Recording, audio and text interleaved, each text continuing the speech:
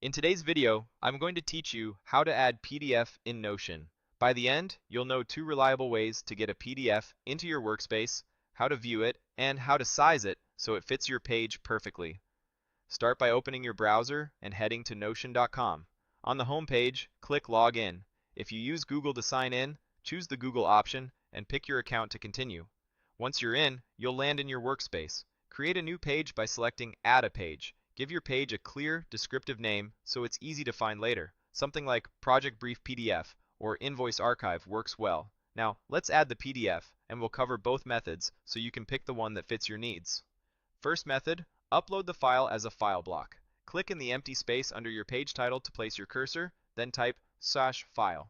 From the menu that appears, select File. Click Choose a File, and browse your computer's folders for the PDF you want to add. Select it and confirm. Notion will attach the file to your page. You'll see the file name, and depending on your setup, a small preview may appear.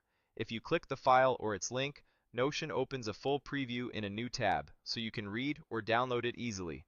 This method is simple and great if you primarily want a downloadable attachment with a quick way to preview.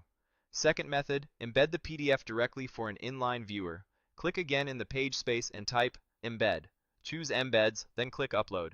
Select Choose a file and pick the same PDF from your folders. After it uploads, Notion renders the document right on the page so you can scroll through pages without leaving Notion. This is perfect when you want the PDF visible as part of your notes or documentation. Once the embedded preview appears, you can adjust how it looks.